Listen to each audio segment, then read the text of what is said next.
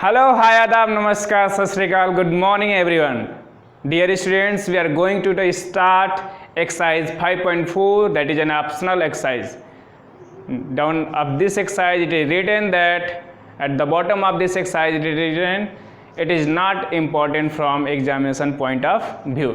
लेकिन हमारे point of view से तो इम्पॉर्टेंट है ना, तो उससे मैटर नहीं करता है. लेकिन स्टूडेंट्स कई बार इसके भी क्वेश्चंस पूछे जाते हैं, तो इस बहकावे में ना आए कि इस क्वेश्चंस को नहीं पढ़ना है. ये पढ़ना है क्योंकि इससे भी एग्जाम्स में आते हैं. तो चलिए शुरू करते हैं हम लोग आज का ये वीडियो, जिसका पहला क्वेश्चन है which term of the AP 121, 117, 113 dash dash dash is it's first negative term. पहला नेगेटिव टर्म इसका कौन सा होगा? चूंकि एपी जो है हमारा, पहले का सॉल्यूशन है एपी है 121, 117, 113 डैश डैश डैश. तो if you observe this AP, we can see that it is in a decreasing AP, as its first term is 121 and second term is 117, third term is 113, means it is decreasing, ये घट रहा है. So at a time it will become, its term will be negative or zero. Decrease हो रही है तो कहीं ना कहीं जीरो आएगी या कोई नेगेटिव टर्म आना ही आना है जब आगे हम लोग प्रोसीड करेंगे. तो क्वेश्चन ये पूछ रहा है कि इसका फर्स्ट जो नेगेटिव टर्म आएगा वो कौन सा टर्म होगा. तो चलिए, यानी हमारा जो Tn है वो क्या होना चाहिए? Less than zero. Negative term means Tn should be less than zero. Tn means a plus n minus 1 into D. The value of a for this AP is 121. N we have to find, and D for this AP is 117 minus 121. It means it is minus 4. Okay. Now solve this. 121 minus 4n plus 4 less than 0. 121 and 4 will be 125 minus 4n. Now transfer minus 4n to that side. It will become this way. Now divide by 4.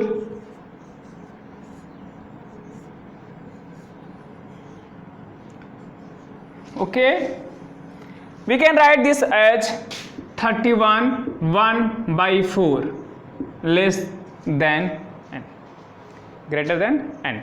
मतलब ये जो n की value होगी वो क्या होगी? Greater than 31 1 by 4. Greater than 31 by 1/4.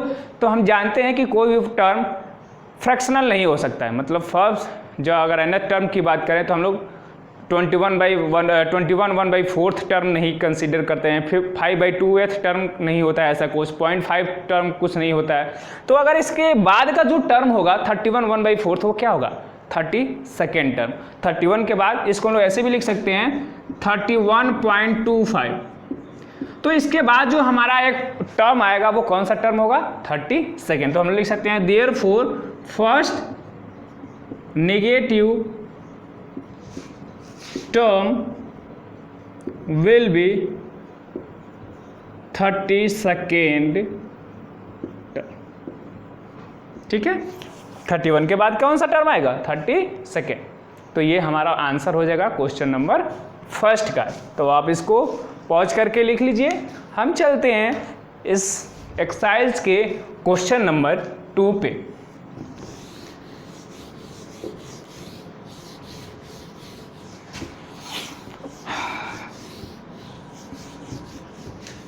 Question number 2. Here we go.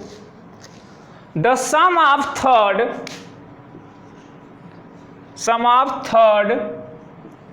and seventh term of an AP is 6.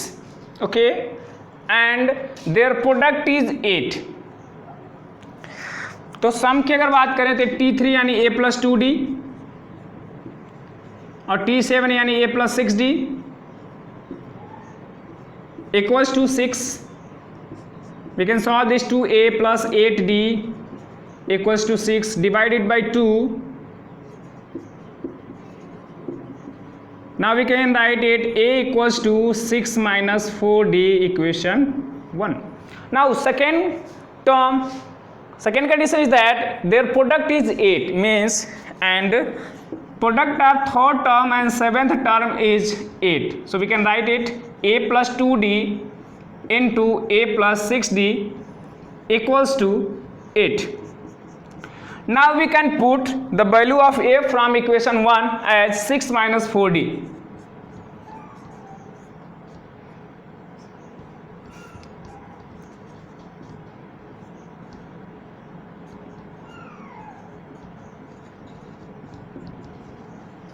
So it will become, sorry, we have done a mistake. When we are dividing by 2, it will be 3 here.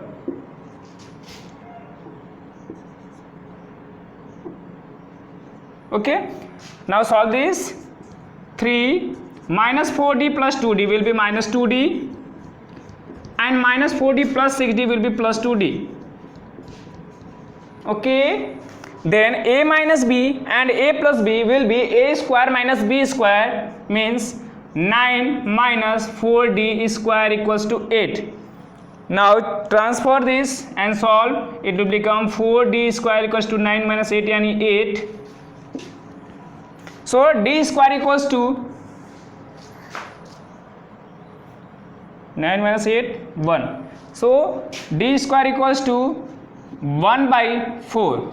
Therefore d equals to plus minus 1 by 2. What will be the value of d? Plus minus 1 by 2. Now put this value, we can find the value of a from this equation. Put d equals to 1 by 2.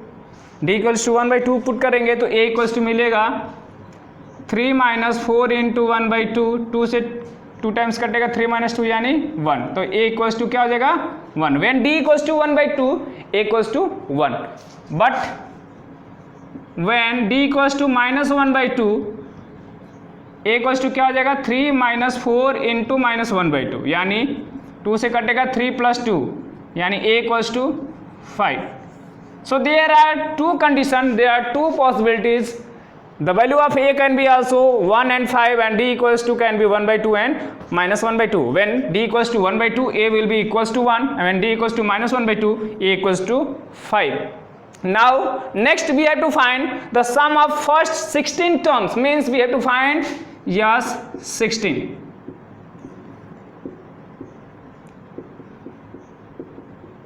There is also two possibility. When we put these values, we will have a term, and when we put d equals to minus 1 by 2, a equals to 5, then we will have another sum.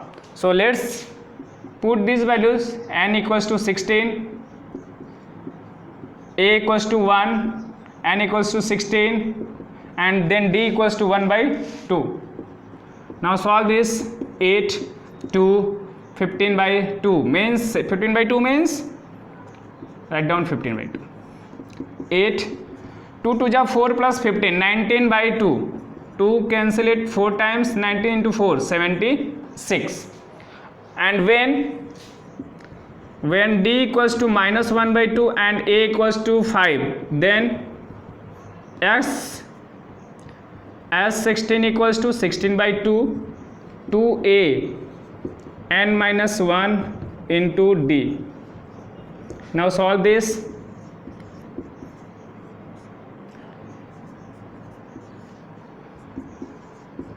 Ten to the 20 minus 15, 5 by 2. It will be 4 into 5 yani 20. So we can have two answer of this question, because the value of d is also 2 and a also have two values. So we can also have sum of this AP as 2. Answer of this question is also 20 and 76. So we are correct. So pause it, write down. We are moving to question number 3. Question number 3 is here on the board. Let's A ladder has rungs 25 cm apart. The rungs decrease uniformly in length from 45 cm at the bottom to 25 cm at the top. If the top and bottom rungs are 1/2 meter apart, what is the length of wood required for the rungs? आपने सीढ़ी देखी होगी, लकड़ी की सीढ़ी या फिर जो टेम्पोरेरी सीढ़ियाँ होती है जिसको घर में सामान उतारने के लिए दुकानों में यूज होती है, उस सीढ़ी की बात हो रही है। कह रहा है कि एक सीढ़ी है जिसमें जो रंग्स हैं वो 25 सेंटीमीटर दूरी पे हैं, मतलब इनके बीच का डिस्टेंस 25 सेंटीमीटर है, और ये जैसे जैसे ऊपर जा रहे हैं इनके बीच का डिस्टेंस घटता जा रहा है।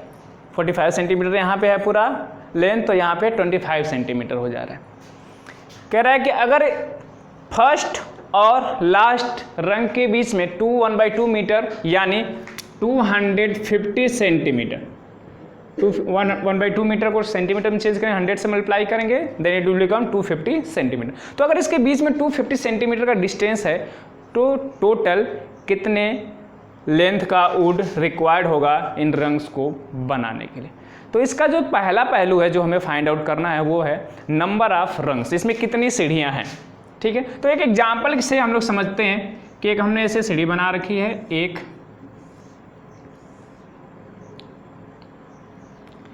अब देखिए इसमें जब 1 और 2 है तो इसमें रंग्स कितने जरूरत पड़ रहे हैं? 1 2 3, जितने भी इसमें बीच में गैपिंग उससे एक ज़्यादा रंग्स पड़ेंगे। या फिर अगर इसको 3 बना दें, 1 2 3 4, तो 1 2 3 ये बनाए तो रंग्स कितने हो गए? 1 2 3 4, एक ज़्यादा होते हैं नंबर ऑफ रंग्स हमेशा उनके गैपिंग से। तो अगर हमें फाइंड आउट करना है number of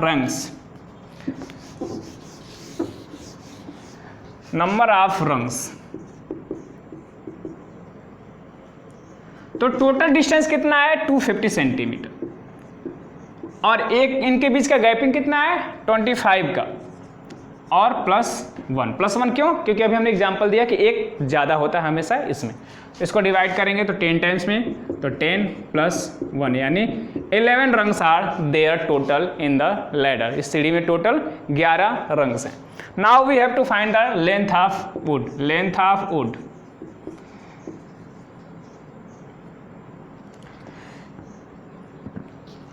of wood equals to sum का फार्मूला में लगाना है।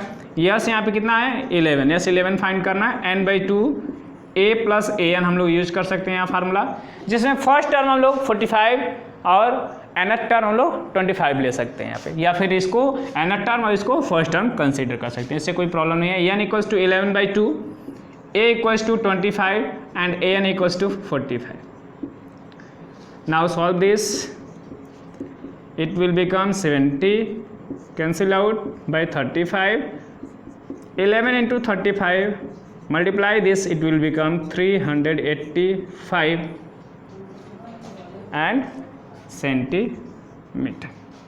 ओके, आंसर इसका क्या होगा? 385 सेंटीमीटर। ठीक है, ये चीज़ें प्रॉब्लम करती हैं क्योंकि यही मेन चीज़ है इस क्वेश्चन में कि नंबर ऑफ रंग्स एक ज़्यादा हम लोग क्यों ले रहे हैं। तो आप एक और एग्जांपल याद करिए, जैसे कि जब हम लोग स्कूल में पढ़ते हैं तो बेल्स लगती हैं, तो जो भी बेल्स लगती हैं, अगर जैसे मान लीजिए अगर हमने आज 4 पीरियड पढ़ा है, 4 पीरियड पढ़े हैं अगर, तो उसमें कितनी बेल लगेगी? एक पहली बेल स्टार्टिंग में, फिर एक दूसरी बेल, फिर तीसरी बेल, फिर चौथी बेल, और फिर चौथी ओवर होने के बाद रिसेस। तो 5 बेल लग रही हैं, जितनी हम पीरियड पढ़ रहे हैं उससे एक ज़्यादा। ठीक है, तो वही सब चीज़ें यहाँ पे रोल प्ले करते हैं, उससे एक ज़्यादा। तो वही नंबर ऑफ रंग्स जब हम लोग फाइंड आउट कर रहे हैं तो उनके बीच का गैप, टोटल डिस्टेंस से उनके बीच के गैप को डिवाइड करके 1 ऐड कर रहे हैं, इसलिए नंबर ऑफ रंग्स यहाँ पे कितने मिल रहे हैं? 11। ठीक है, तो इस क्वेश्चन को आप पॉज करके लिख लीजिए। अब हम लोग नेक्स्ट वीडियो में इस एक्सरसाइज के 2 और क्वेश्चन बचते हैं, और पूरा इस चैप्टर के भी वो 2 लास्ट क्वेश्चन होंगे। 10 पार्ट हम लोग अभी तक इस एक्सरसाइज के देख चुके हैं, और इसके बाद वाला जो पार्ट होगा वो 11th पार्ट होगा। उसके साथ ही ये एक्सरसाइज भी समाप्त हो जाएगा और ये चैप्टर कंप्लीट हो जाएगा। बस उसके बाद आपको और भी क्वेश्चंस मुझे देने हैं ताकि हम उनके सलूशन आपको दे सकें। अपने डाउट्स हमारे तक पहुंचाइए, वीडियो को देखिए और अपना प्यार बनाए रखिए। मिलते हैं नेक्स्ट वीडियो में। जय हिंद।